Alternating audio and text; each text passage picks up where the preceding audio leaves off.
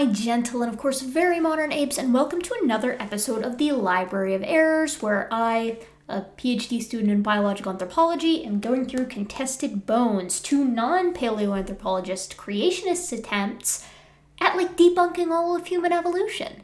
Today we are looking at Homo floresiensis, which is one of the hominins that they consider to be just a human, and as usual, we don't know what human means. They never actually tell us the criteria of what designates a human, but they do know one when they see one, evidently. So, Homo floresiensis, the Hobbit, is who we are covering today, and I'm very excited. It shouldn't be a very long one, honestly, because their case is, as will soon become clear, pretty straightforward. But let's begin.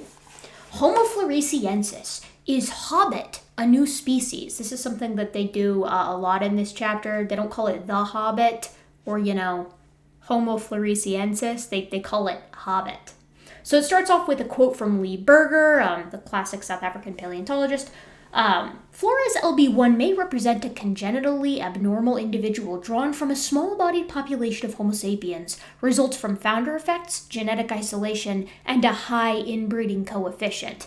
And this is a quote from 2008. So I'm going to talk a little bit about Homo floresiensis, but I'm going to let them give their intro first. In 2003, a team of paleoanthropologists led by Michael Morwood and Peter Brown were exploring a limestone cave known as Liang Bua on the Indonesian island of Flores in Southeast Asia. To their surprise, they discovered a nearly complete skull and partial skeleton formerly designated as LB1. The skeleton included leg bones, hands, feet, a partial pelvis, and other fragmentary remains. A complete lower jawbone was also found belonging to a second individual, designated LB2. The skull of LB1 was very small, maybe 1/3 the size of an average human, and had a cranial capacity of 380 centimeters, later revised to 420 centimeters. This was done by two separate groups, so technically we would say that the brain case is a range. It's either somewhere between 380 to 420. We're not really taking a side on who's correct there. Their initial reaction was that it was a child. However, its fully emerged wisdom teeth, brow ridges, and other features suggested it was a female adult who stood 3 feet 6 inches tall. Yeah, if the wisdom teeth are emerged, this thing is not a kid. That's pretty much guaranteed. Brown thought it might be a diseased human with some type of growth disorder, but soon decided it was a new species entirely. Soon meaning once he got a look at its actual anatomy. The basis for naming it as a new species had to do with a combination of abnormal features, such as small stature, tiny cranial capacity, short femur bones, disproportionately flat feet, and the asymmetry of the facial features. Its retention of its unique species status has to do with a lot more than just those traits, but that's fine for now. So they report it to Nature and, date the cave, blah, blah, blah, blah, blah, and it comes out that we're going to call this thing Homo floresiensis, man of Flores. And the researchers were uncertain as to whether the Hobbit was a modern offshoot of Homo erectus, Homo habilis, or even Australopithecus. Despite uncertain origins, the authors remained convinced it was a new species distinct from Homo sapiens. Now, up until this point, this is really pretty okay. I mean, there's a little bit of hints of loaded language here and there, implying, their kind of preconceived conclusion here, but could be a lot worse. But then we hit a little snafu here, a little snag. However, many other paleoanthropologists, including some members of the Discovery team, adamantly insist that the Hobbit is not a new species, but is fully human Homo sapiens. They cite evidence that these bones represent modern humans suffering from a complex of serious pathologies, and that they lived no more than 3,000 to 4,000 years ago. So, here's the situation there. I put no source because they just kind of throw that out into the wind. Many other paleontologists. Okay, who? Who then? And the real kicker here is this 3,000 to 4,000 years ago, because yes, there are paleoanthropologists that disagree that Homo floresiensis should be its own species. There are even some early on who thought that it could be pathologic. Far less now, but it remains that that was initially the case. However, I don't know where they're getting this last claim that 3,000 to 4,000 years ago is something that any paleoanthropologist holds. And I don't really think we touch on that, because later they actually change what they're saying is the lower end of that range. So, but let's continue, because I'm sure you can see, where this is going. The idea is that they're going to propose that it's a diseased human, and weirdly enough, they kind of make the case that it's cool that it's descended from Homo erectus, from Asian Homo erectus, and that it's like a diseased Homo erectus spawn, and that the Homo erectus specimens are also kind of like this, reductive evolution product. That's goofy, and we already touched on why that doesn't work for Homo erectus in the last episode, but let's continue onward. Even now, intense debate continues to rage within the paleo community. Paleo expert just takes weeks off my life every time. Chris Stringer noted that a decade after the discovery, controversy about the species continues to this day, including whether it belongs in Homo. True, some people think that this thing looks primitive enough to be an Australopith.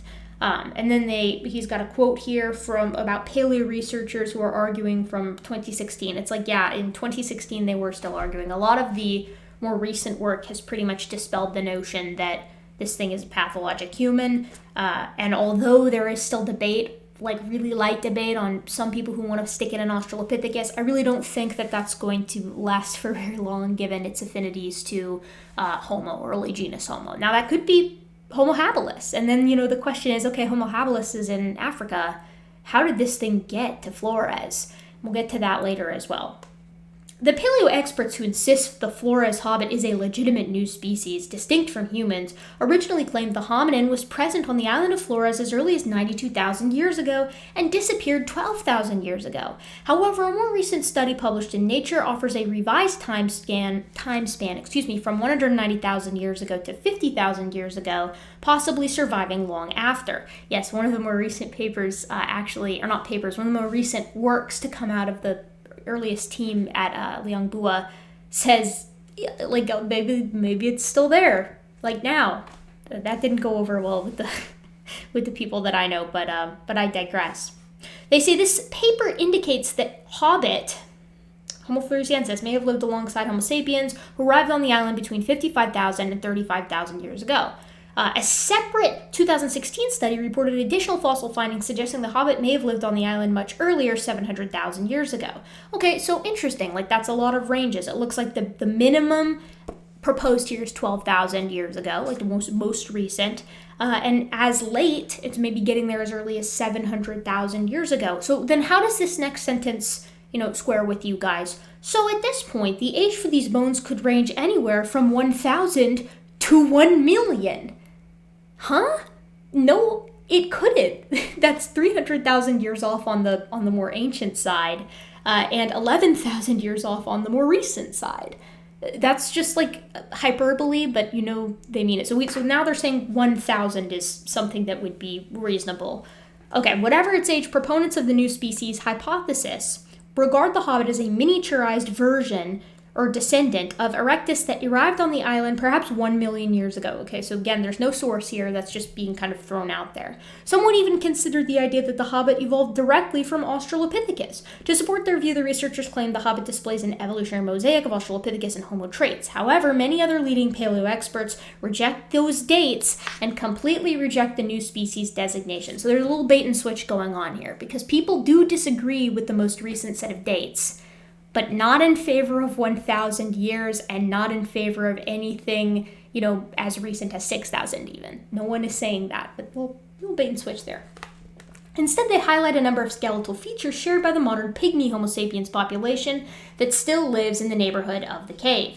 Leading paleo experts, including Alan Thorne, Bob Eckhart, Teku Jacob, and I never know how to pronounce this person's name, we'll just call him Hedeberg, and others have reported this in the proceedings of the National Academy of Sciences.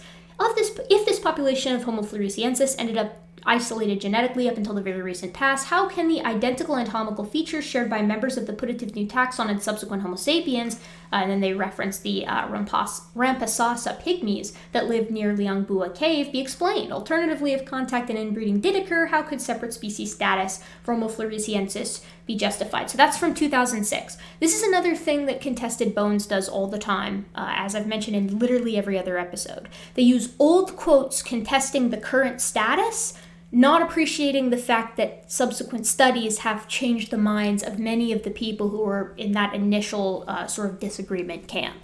Maybe not in this case, because I know Hedeberg is still kind of harping on the Hobbit has Down syndrome train, but I'm not sure about the others. Interestingly, the paleo experts who named Hobbit as a new human species, Morwood, Brown, and colleagues, never compared its facial skeletal features to the very small human beings who now populate that region of the island.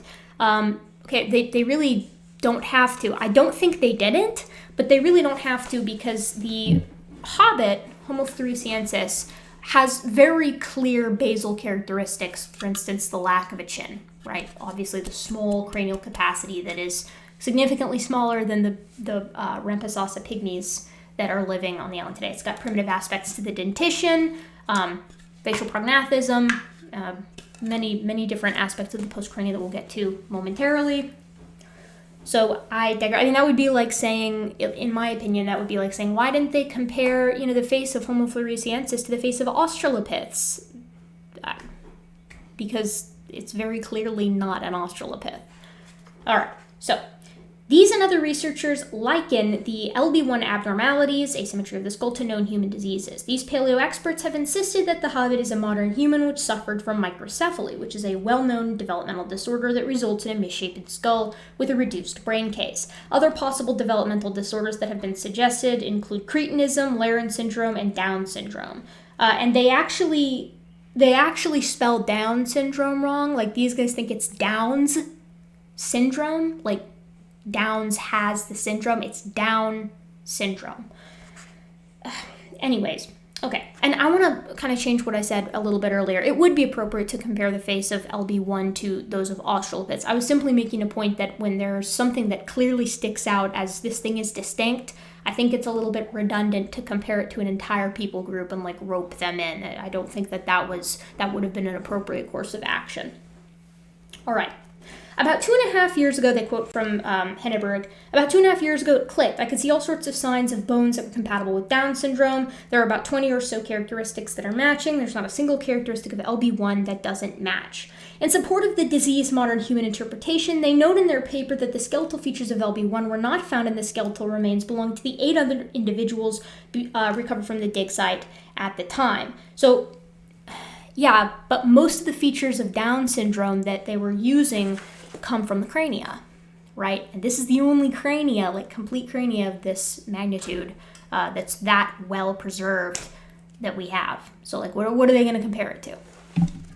Brown and his team, they criticized Brown and his team for basing their new species interpretation on one single partial skeleton. We do this all the time, so it's fine that Henneberg wants to be upset with that, but that's going to just have to apply to all of paleontology. When something is that distinct and that complete, as shown here, it's usually appropriate. And we're going to get to the pathology stuff here in a minute. We'll address microcephaly and Down syndrome. Okay, so specimen LB1 from Lingbois Cave is unusual, but craniofacial and postcranial characteristics originally said to be diagnostic of the new species are not evident in the more fragmentary skeletons in the sample that resemble other recent small-bodied human populations in the region. This is from the Henneberg Down syndrome argument paper. Other paleoanthropologists disagree with this interpretation and insist the Hobbit did not have any of the diseases mentioned above. It didn't, and I'll show you why in a moment. Morwood and colleagues point out similarities in overall size and morphology between LB1 and the bones of other individuals found at Liangbua, excuse me, I always mess that up. It's Liangbua, not Liangbua. So when I mess it up, inevitably later, you can type in the comments, bad Gutsick Gibbon. For instance, the 2 jaws recovered from Liangbua both lacked projecting chins. So yes, you can compare the jaws, and yes, they both have no chin at all, which is this little osteological feature that all humans, Homo sapiens, have today. So, Brown notes, you can't have a colony of microcephalics going through time, that's crazy. They claim that the shared features among other individuals are evidence that LB1 is not aberrant, but instead representative of a long-term, morphologically unique, small-bodied population with a configuration of features never recorded in normal or pathological Homo sapiens. That's an excellent point by Morwood and Brown, because the fact of the matter is, if these guys are... If the morphologic suite of characteristics can be found in multiple specimens from multiple individuals at Liangbua, that's a pretty decent case that we've got a healthy population and some kind of distinct species. Maybe inbred, right, potentially, but certainly not microcephalic. That's pathologic to the degree that it would be hard to actually maintain a population for longer than one generation. We know that these things were there for tens of thousands of years, if not hundreds of thousands. Okay, These paleo experts argue that the pathology is an unconvincing explanation for the asymmetrical shape of the skull and other abnormal features. Yes, generally speaking, the asymmetry of the skull, I believe, and I hope to show this to you as well, is a result of preservation more than anything else. It's deformation, not unlike what we see in Sahelanthropus chilensis, which is a much earlier hominin. And most of the reconstructions remove this asymmetry in that you tend to see in published works that CT scan the skull and then reconstruct it digitally. There was an embarrassing mistake made as soon as the fossil remains were recovered. So now Sanford and Roop try to discredit the original team by saying that some of the fossils were mishandled and damaged. And then they go on to discuss some more cases that they're going to make for pathology. They also lament that we can't actually pull DNA from this thing just yet. I really hope that we can. And they move on to say the endocast scans reveal cognitively modern human brains. So here's a question. How is this thing microcephalic in their eyes, pathologic in their eyes, meaning Sanford and Roop, but it also has the modern human configuration of the brain? And I think that basically what they're saying is that it is still microcephalic and it descends from this degenerative population of humans, which is conventionally known as Homo erectus and isn't degenerate, isn't pathologic, but this thing maintains some traces of the perfect human, the perfect Adam and Eve form. What can we gather from all this confusion? Is Hobbit a legitimate new hominin species or simply a unique people group belonging to the human race? As with Erectus and Naledi, the question is it human or just nearly human? An evaluation of cognitive capabilities is one of the most informative lines of evidence to consider. So they're basically trying to look at it and say, okay, what does the endocast say and what can we find from its industry? So the tools that it left behind. And they are really holding hard to that 420 cc brain case size. Remember, the range is 380 to 420. Okay, so they say, but when it comes to brains, bigger isn't necessarily better, as mentioned in the previous chapter. In 2005, paleoneurologist Dean Folk and a group of evolutionary paleo experts, is there any other kind, published a paper in the journal Science describing LB1's brain shape.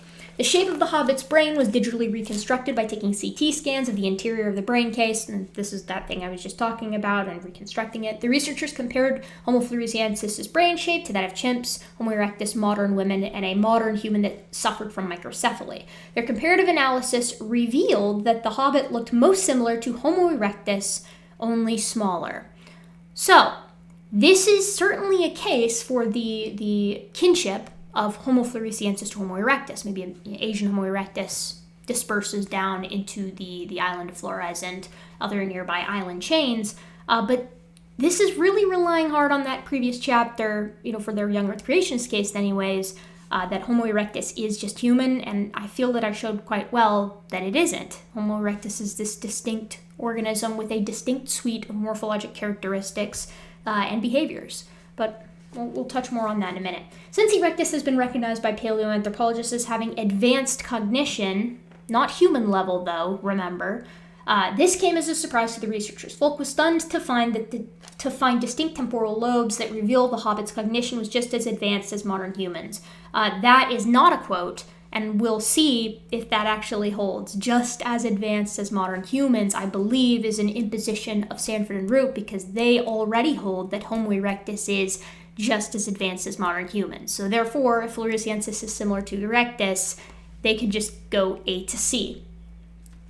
Okay, Folk was just stunned to find this. Okay. In describing the endocast results in her book, The Fossil Chronicles, Folk writes, it was clear to us that the wide temporal lobes of Homo floresiensis were a feature that was evolutionarily advanced towards the human condition, which was unexpected, even unprecedented in such a small brain. So as you can see, what Folk is saying here is that floresiensis has a more derived brain case than what would be expected for something so small. Not that the brain is anatomically modern Homo sapiens or even anatomically archaic Homo sapiens. It's most similar to Homo erectus. And even then, we'll do some investigating. Which specimens of Homo erectus are we talking about here? Because we've got Demonisi on one end with brain cases dipping into 500 cc's, the Australopith range, and on the other end we've got Homo erectus going above 1,000 cc's.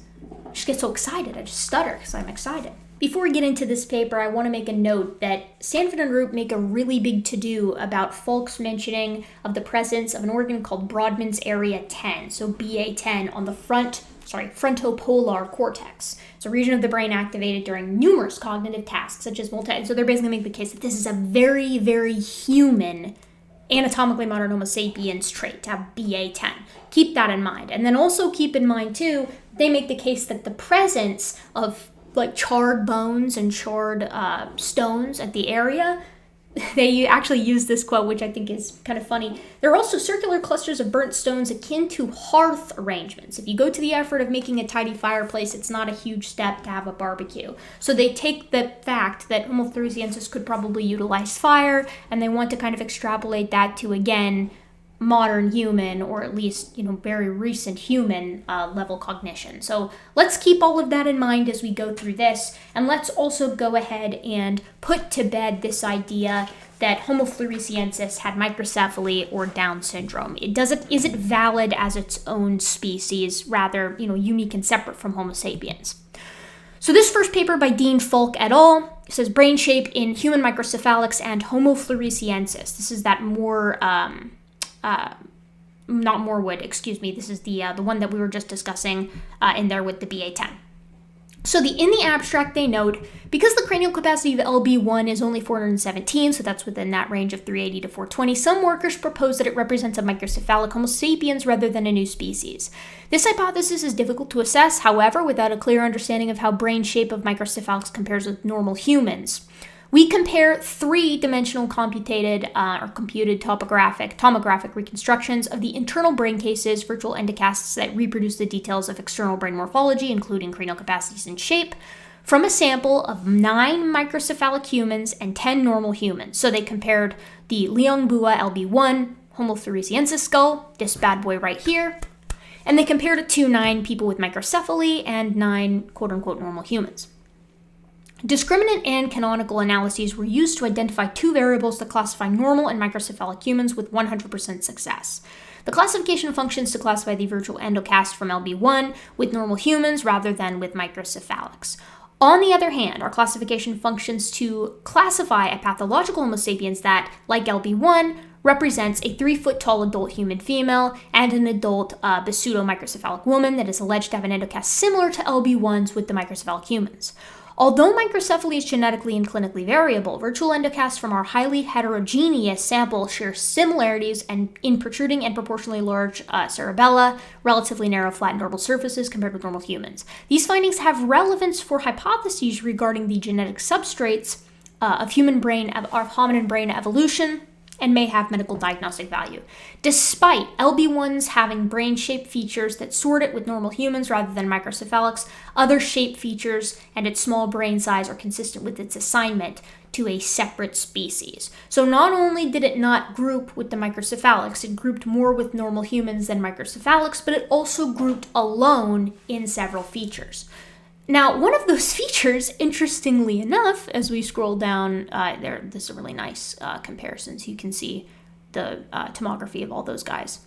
When you scroll down near the conclusion, right above materials and methods, they note on the previous study mentioned in Contested Bones that cited that LB1 was a microcephalic pygmy Homo sapiens rather than a new species of hominin, and they note that that study provided no measurements of the neurocranium. This study, the one that they've done here, or rather the one that they just referred to, is refuted not only by our findings, but also by an investigation of LB1's affinities using cranial and postcranial metric and non-metric analyses that include comparisons with pygmies. So remember, that was the issue that Henneberg had from Africa and the Andaman Islanders, as well as pygmoid individuals excavated from another cave on Flores. As shown here, the frontal breadth relative to the cerebellar width and lack of cerebellar protrusion of LB1's endocast classify it with 100% probability with normal Homo sapiens rather than microcephalics. So when you're comparing it to normal Homo sapiens or microcephalics, it groups with Homo sapiens over individuals with microcephaly. The relative length of its orbital surface also sorts LB1 with Homo sapiens. On the other hand, LB1's endocast shows affinities with Homo erectus in its relative height, disparity between its maximum and frontal breadths, and relative widths of its caudal and ventral surfaces and low long lateral profiles. Its tiny cranial capacity, relative brain case size, and derived ventrally expanded orbital surface, however, shows affinities with Australopithecus africanus. So when compared to microcephalics and normal Homo sapiens, it groups with normal Homo sapiens. But when compared with normal Homo sapiens, Homo erectus, and Australopithecus africanus, it shares similarities with all three, which potentially would be indicative if what we've looked at with the phylogeny is anything to go off of, that it's either maintained some of those africanus traits from its journey through, being in a population of Homo erectus down until its dispersal into Flores, or potentially there's something convergent going on with the more Homo erectus affinities, and it does indeed come from a more basal, probably early member of genus Homo. Because subsets of LB1's features occur normally in other hominins, and because virtual reconstruction adjusted for slight in situ distortion of LB1's skull, these endocast features should not be attributed to pathology nor to postmortem mechanical deformation. The above findings for LB1 plus its bilaterally expanded but otherwise normal appearing gyri in the region of Brodmann's area 10, that's that BA10 area, are consistent with its attribution to a separate species, Homo floresiensis. So the area that contested bones uses to argue that it is so, human-like, Homo sapiens-like in its brain anatomy is actually one of the reasons why it should be attributed to a separate species, which is interesting. Homo floresiensis. Okay. Although LB1's brain size seems to not scale on the ontogenetic curve for Homo erectus, a recent study of brain case size in Congo raises the possibility that Homo floresiensis' relative brain size may have been reduced because of ecological factors consistent with insular dwarfing. Other analyses of the cranial and postcranial data, however, suggest Homo floresiensis may be descended from an earlier small-bodied hominin from either Australopithecus or Homo. So this endocast work really knocks out of the park the idea of LB1 being microcephalic, and it also heavily supports on the basis of the brain morphology that this thing is its own species. What about the Down syndrome claim? So here we go, a critical evaluation of the Down syndrome, actually utilized correctly, diagnosis for LB1, the type specimen of Homo floresiensis. So this we'll go through a little bit faster probably. It's by Bab, Jungers is in here, Bill Jungers, Peter Brown. Falk is also involved in this one, and this is a much more recent study. This one is from 2016 and is in direct response to the, I believe is the Hennenberg paper, claiming that it could potentially be Down syndrome rather than microcephaly, and that the Liangbua hominin Homo floresiensis actually is still just a pathologic member of Homo sapiens. So let's see about that. The Liangbua hominins from Flores, Indonesia, have been the subject of intense scrutiny and debate since their initial description in 2004. The remains have been assigned to a new species with a partial skeleton, LB1 as the type specimen. They're notable for their short stature, small endocranial volume, and many features that appear phylogenetically primitive relative to modern humans despite their late Pleistocene age. Recently, some workers suggested, that's a Falkism, that the remains represent members of small-bodied population of Austro-Melanesian humans with LB1 exhibiting clinical signs of Down syndrome. Many classic Down syndrome signs are soft tissue features, but they're going to basically try to do the comparison using skeletal features instead, typically in the skull and face. Nevertheless, we reevaluated the presence of these phenotypic features used to support this classification by comparing the LB1 samples of modern humans diagnosed with Down syndrome and the euploid modern humans using comparative morphometric analyses. We present new data regarding the neurocranial, brain, and symphysial shape in Down syndrome, additional estimates of the stature of LB1, and analysis of the inter- and intralimb proportions. The presence of the cranial sinuses is addressed using the CT images of LB1. We found minimal congruence between LB1 phenotype and the clinical descriptions of the Down syndrome individuals. We present important differences between the phenotypes of LB1 and individuals with Down syndrome and quantitative data that characterize LB1 as an outlier compared with Down syndrome and non-Down syndrome groups. So that's key. This is another massive support for this idea of a separate species for Homo floresiensis, directly in contrast with what Contested Bones is trying to say. Homo floresiensis remains a phenotypically unique, valid species with its roots in Pleistocene hominin taxa.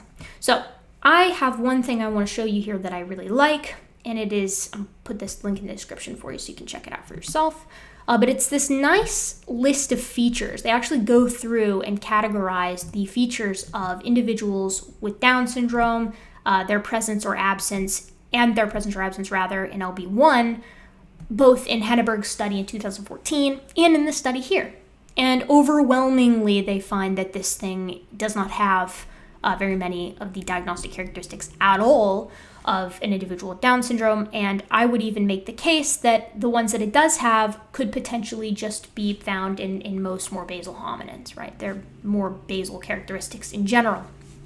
So with the idea that this thing is pathologic, pretty well kicked in the teeth, given no one's done any new studies, at least that I've read, on new pathologies, not including microcephaly and Down syndrome, since that Henneberg work, which has, of course, subsequently been covered by the study we just looked at, let's move on to contested bones, a second case. Now, it's important to understand really what they're saying here. They're arguing effectively that Homo floresiensis is just Homo sapiens, but that it's hyperpathologic, hyper-degraded. And the way that they argue that is they've got like, okay, you've got Homo sapiens, perfect, made in the image of God, whatever, and then after the flood, there's degradation of Homo sapiens. And through that degradation, you get Homo erectus, and then they claim that Homo floresiensis is sort of the stock that comes from Homo erectus. So Homo erectus is pathologic, and thus Homo floresiensis is hyperpathologic. So what I think we should do now is we should make a case that Homo floresiensis is its own unique species. We already know that it doesn't have any pathology. Now let's make a case that it's its own thing, just as Homo erectus was its own thing when compared to Homo sapiens. So before we do that, though, we have to appreciate their next case, because they're continuing on with this idea that Homo floresiensis exhibits hyperhuman behavior. And they say Homo floresiensis sailed to the island of Flores. They're like, how could it get there otherwise? And they have a bunch of quotation marks, from different people saying, it's kind of a mystery on how Homo floresiensis got there, because there was no land bridge that it would have been able to walk down from Asia, from mainland Asia, down to Flores. And this is true. However, you know what else lives on Flores? Dwarf elephants called stegodon. And I know those guys didn't sail there, so it probably got there the same way that they did, potentially washed there by a storm, given the currents go right smack by Flores. You can get there in like a few days from mainland Asia, maybe less if memory serves. Maybe even be a couple hours. I can't quite remember. And then they talk about the island dwarfing hypothesis, which they're pretty much okay with. They're basically saying Homo floresiensis is Homo erectus that was dwarfed, and Homo erectus is Homo sapiens, hence no problem. And they literally finish with that. They finish with conclusion, Hobbit was fully human. The Hobbit is still surrounded by controversy, and dates for the skeleton are all over the map. However, it seems very clear that the Hobbit is human, especially in consideration of the shared features among the Paluan bones and the Rampasasa pygmies living on the island of Flores. So again, we already booted the idea that they're just like the pygmies, because that was covered in the Microcephaly study by Falk et al. Okay. Their impressive cultural inventory, ability to sail across open ocean, there's absolutely no support for that. It is just asserted by contested bones rather blindly. Endocast scans revealing a modern human brain. Nope, we showed that that wasn't the case either. It's most similar to more basal Homo erectus. And an overall modern human anatomy further confirms their fully human status. To explain their unique features, asymmetry of the skull, flat-footedness, paleo experts have offered a number of plausible explanations, including pathology seen in modern humans. Again, we showed that that was not the case. Their small body size and reduced brain case size are quite clearly due to island dwarfism, subsequent inbreeding, and reductive selection. Most paleo experts would classify the Hobbit as either erectus or Homo sapiens. Since Homo erectus is recognized by numerous paleo experts as a variant of Homo sapiens, no, it isn't. It's pretty much just Wolpoff, and he's like 100.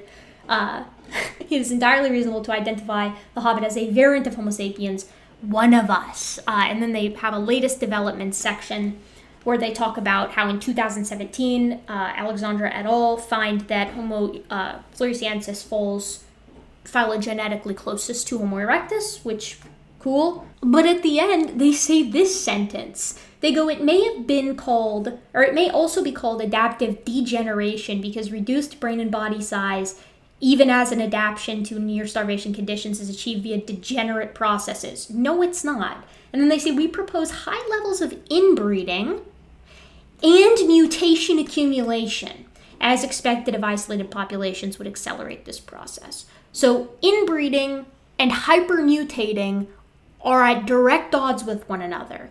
Sanford should have probably caught that. But I want to make some interesting points here, because that's the end of this Homo floresiensis chapter, but I have quite a bit more to say. Because they didn't even touch the Postcrania at all. They didn't talk about any of the Postcrania, and the Postcrania make some of the best cases for why this thing is a mosaic, right? It's got this small stature, a more derived brain, some derived aspects of the face with reduced prognathism, but it lacks a chin, has brow ridges, but they're pretty gracile. The postorbital constriction is like relatively light compared to later hominins, but it's still present. But the Postcrania holds some interesting secrets as well, and the one I want to talk about first is the wrist. The primitive wrist with Homo floresiensis and its implications for hominin evolution. This is by Matt Tochiri. Again, I had the pleasure of talking to this guy, and he was actually the one who was like, yeah, like pathology is not really on the table anymore. Most people are pretty well have come around to the fact that this thing is its own species. But this is really interesting because all Tochiri does is wrists, right? Wrists are like his specialty. He is the wrist guy, which is why they called him when they found out that they actually had wrist material from Homo floresiensis. And it's decidedly primitive. In fact, he characterizes it as Australopith-like. So let's read. Whether the late Pleistocene hominin fossils from Flores, Indonesia represent a new species, Homo floresiensis, or a pathological modern human has been debated. Analyses of 3 wrist bones from the holotype specimen show that it retains the wrist morphology that is primitive for the African ape human clade. In contrast, Neanderthals and modern humans share derived wrist morphology that forms during embryogenesis, which diminishes the probability that pathology could result in this normal primitive state. So he's basically saying, like, yeah, this thing has primitive wrist morphology that could not have resulted from pathology. This evidence indicates that LB1 is not a modern human with undiagnosed pathology or a growth defect. Rather, it represents a species descended from a hominin ancestor that branched off before the origin of the clade that includes modern humans, Neanderthals, and their last common ancestor. And this is just fascinating stuff. So they do the geometric, morphometric stuff here, morphometrics in general, with the LB1 wrist morphology. And I'm not a wrist person, so I couldn't tell you a whole lot about it. Except that they're doing the trapezoid, the scapoid, and the capitate. Scaphoid and capitate. And near the conclusion, we get this. Our analysis support the hypothesis that LB1 is descended from a hominin ancestor that migrated out of Africa before the evolution of the shared derived wrist morphology that is characteristic of modern humans, Neanderthals, and our last common ancestor. The association of LB1 with direct evidence of stone flaking technology comparable to that found at Oldowan or other lower Paleolithic sites throughout the Old World provides additional support for the hypothesis that the earliest hominins who use and make stone tools retained primitive hominin wrist morphology. So tools don't need a modern wrist to actually be present. The structurally modified wrist of modern humans and Neanderthals probably evolved sometime between 1.8 and 0.8 million years ago. These structural modifications form a morphological complex that may represent an adaptation for better distribution of forces radial-ulnarly, across the wrist to facilitate the full commitment to tool-related manipulative behaviors that arose during the hominin lineage leading to modern humans and Neanderthals. So this is fascinating stuff. They go, the wrist morphology of LB1 may ultimately help falsify or support specific hypotheses regarding the phylogenetic position of Homo floresiensis. Ultimately, no carpals are attributed to Homo erectus sensu lato, which means we can't compare it to erectus, but we know it's ultra-primitive compared to Homo sapiens and is more similar to early Homo and the Australopiths. And we know it's not pathologic. Why wasn't this mentioned in contested bones? This is diagnostically unique. Equally so is the foot. The foot of Homo floresiensis is diagnostically unique, and I'm not going to show a paper for this, but the arms are as well. It's got humeral torsion, which is primitive. It's not something that is derived in Homo sapiens. So in this paper, we talk about the foot.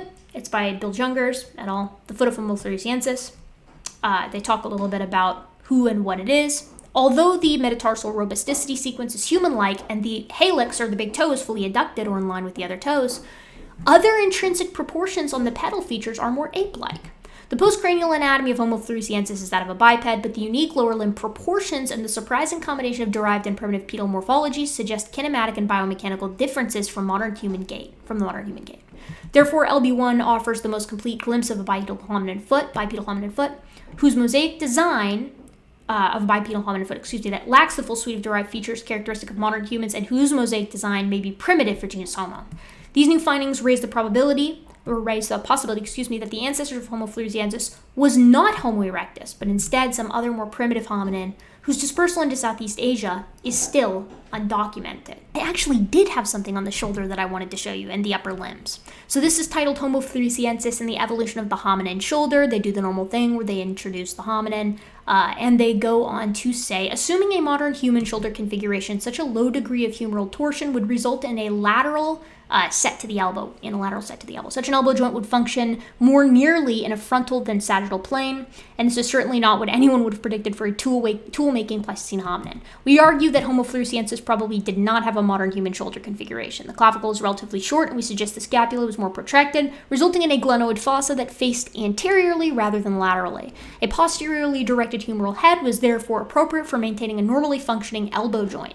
Similar morphology in Homo erectus, the Narukatomi boy, which is KNMWT 15000, suggests that this shoulder configuration may represent a transitional stage in the pectoral girdle evolution in the human lineage. So they're basically saying, it's got a primitive arm, and the primitive arm is the only way to interpret it if you want to assign the tools to Homo floresiensis. Otherwise, it couldn't have actually made the movements necessary to make the tools. So we're looking at a hominin that has a very primitive, rather mosaic, actually, primitive in some ways, derived in others, postcrania, which is interesting to think about, especially in comparison to the skull. Clearly, this thing is dwarfed. It's small. It's experienced some kind of insular dwarfism, selection for living in an area that maybe doesn't have as many resources as the mainland. But the question remains whether or not it comes from a Homo erectus lineage in Asia, in mainland Asia, or from something maybe a bit earlier that's come out of Africa, migrated north, and made it all the way down into Flores. Maybe even something like the Demonisi hominins, which are Homo georgicus or maybe Homo erectus sensu-lato, depending on who you talk to.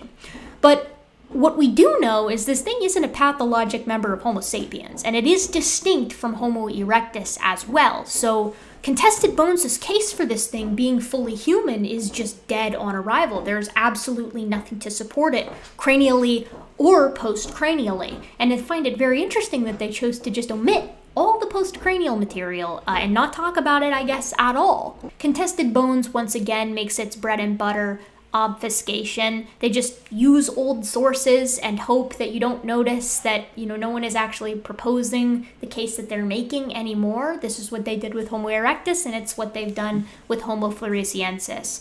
Current research on this hominin, and I gather that this is generally the idea in the community as well, from talking to Matt Chochiri, is that this thing is its own species, and it's holding on to that title pretty firmly. This organism is unique. It's a really strange hominin, and the phylogeny is uncertain, but we do know that we've got this diminutive little ape living on the island of Flores, and it maybe came in contact with Homo sapiens who arrived much later. How strange must that have been? And so, my gentle and of course very modern apes, I'll see you next time for the next episode where we cover the first of the bones of the ape type species, Ardipithecus ramidus, my favorite hominin. I love talking about this goofy little monomorphic ape, and we can rest assured that Neanderthals, Homo erectus, and Homo floresiensis are all unique species from Homo sapiens, and that Sanford and Roop, despite their mangling, have not managed to trick this gentle and modern ape. So I'll see you next time.